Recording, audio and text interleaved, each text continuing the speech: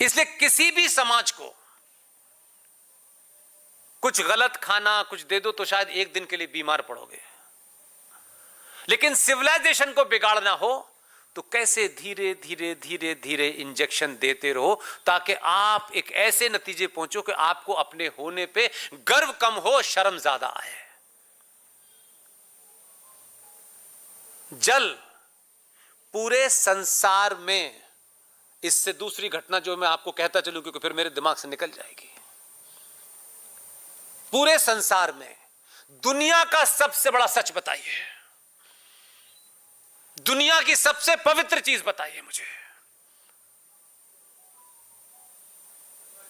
दुनिया का सबसे बड़ा सच है मां,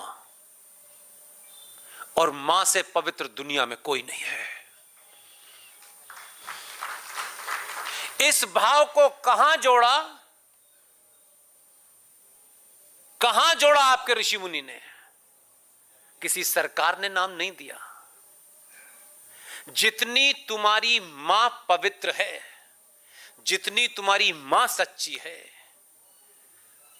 जीवन में जिस पानी को पीते हो सारी नदियों के नाम मां से जोड़े गए, मां गंगा, मां जमुना, मां कावेरी, मां कृष्ण मां, ताकि इसको भी इतना ही पवित्र रखना जितना तुम्हारी मां पवित्र है। इसलिए उस ऋषि मुनि ने गंगा को जोड़ा, पांचों तत्वों को जोड़ा। और मां का एक भाव दूसरा देखिए। मैंने कहा कि हमने ये एजेंडे नहीं बनाए, ये एजेंडे हुए हैं तो लोगों को इसकी बात नहीं। मैं तो इसी बात से प्रफुल्लित हूं कि मैं जीवित हूं, अपने सामने हजारों हजारों लाखों साल पुरानी सभ्यता की पुनर्स्थापना के दौर में देख रहा हूं और उसके लिए कुछ बोल पा रहा हूं। इससे पैसे रुपए नहीं मिलते, मुझे सेटिस्फैक्शन मिलता है, इसलिए यहां खड़ा हूं मैं। आप सोचो कि जब यहां ब्रिटिशर्स थे, उन्होंने कैसे ये नियम बनाया? आपको लगता है कि ऐसे ही बनाया होगा? नहीं, बहुत इंटेलिजेंट लोग थे। उनके जाने के बाद भी आज भी भारत उसी फिलॉसफी में फंसा हुआ है। और ऐसी बातें करना बेवकूफी की बातें। पुष्पेंद्र जी, इससे नौकरी तो मिलनी नहीं है, नहीं 10 रुपए के 20 रुपए होने वाले, तो हम आपको क्यों सुने? तो मैंने कहा भाई, मैंने कब कहा कि तुम मेरी बात सुनो?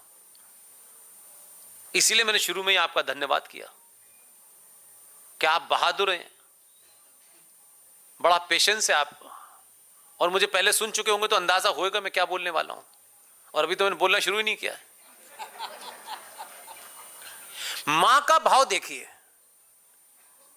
उस मां के बारे में हमारी फिलॉसफी को तोड़ने के लिए क्या काम हुआ कि यह कहा गया कि जो अंग्रेजी पढ़ना वढ़ना जानते हैं उनको सरकारी नौकरी मिलेगी। ठीक, यही था अंग्रेजों के जमाने में। तो हम तो नौकरी लेने के लिए बहुत कुछ करते हैं। अब आप सोचिए, लिखा है Pushpendra Kulshreshtha, son of late Baldev Prasad. अब मुझे सरकारी ऑफिसर से अपना डेट ऑफ बर्थ का सर्टिफिकेट वेरीफाई कराना है? मैं ये सवाल पब्लिकली पूछता हूं यार। मेरा बाप जो अब इस वक्त नहीं है जीवन में, मेरी मां भी नहीं है, मेरे पिता का नाम स्वर्गीय बलदेव प्रसाद है, ये इस अंग्रेज को कैसे पता? मैंने लिख दिया, उसने साइन कर दिए, और जब तक वो साइन नहीं करेगा तो आपका डॉक्यूमेंट इनवैलिड कहलाएगा। यही था। अंग्रेज चले गए, लेकिन चचा के रिश्तेदारों को सत्ता दे गए। यह नियम आजाद भारत में आज भी है कि गजेटेड ऑफिसर जब तक आपकी डेट ऑफ बर्थ, आपके पिता का नाम वेरीफाई नहीं करेगा, आप सरकारी किसी उसमें उस डॉक्यूमेंट को नहीं लगा सकते। मैं बार बार कह रहा हूं कि मेरी मां दुनिया में एकमात्र मां है जो ये जानती है कि मेरा बाप कौन है। कोई दुनिया में दूसरा नहीं दावा कर सकता। ये बहुत छोटी सी बात थी।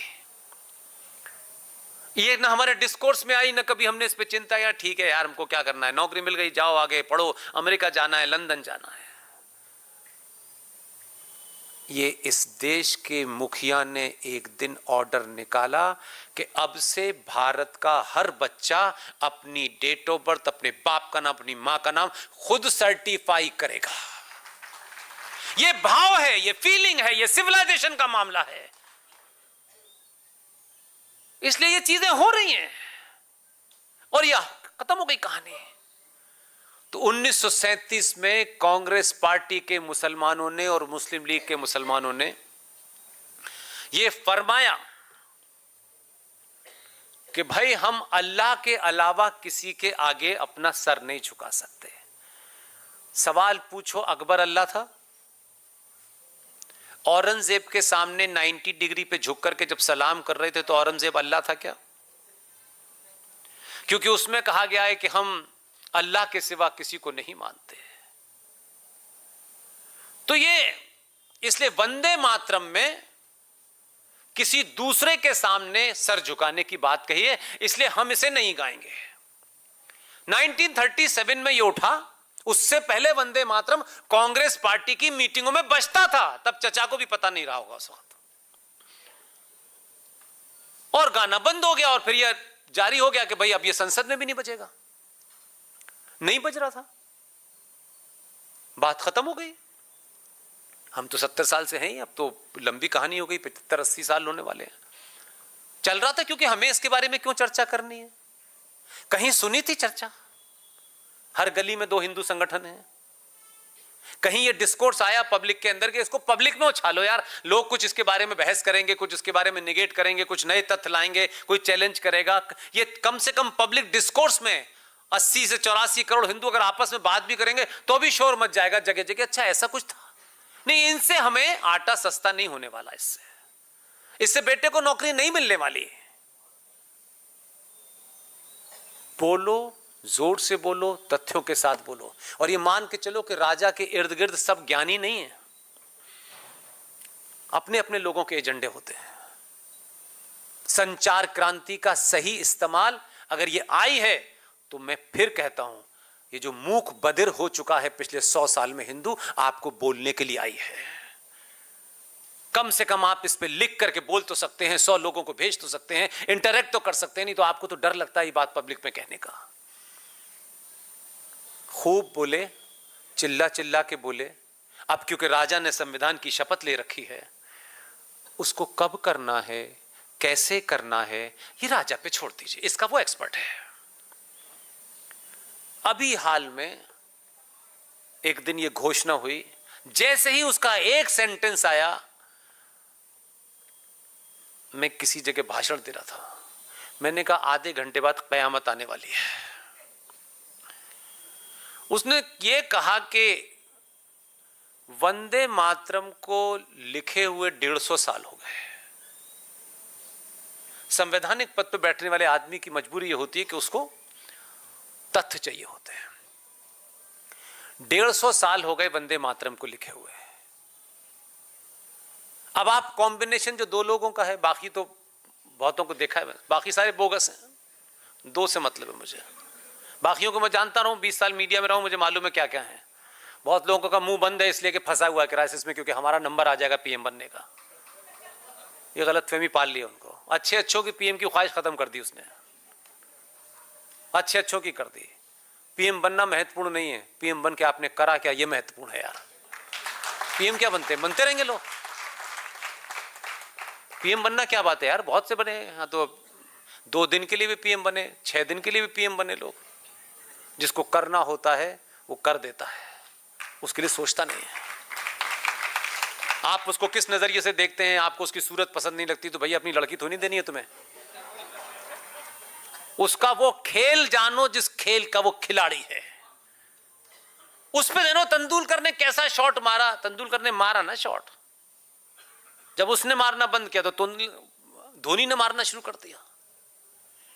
तो क्या करता है वो देखो, उसकी रंगत, उसकी जात, उसका सरनेम, संगठन, ये देखोगे तो कभी बहादुर नहीं चुन पाओगे।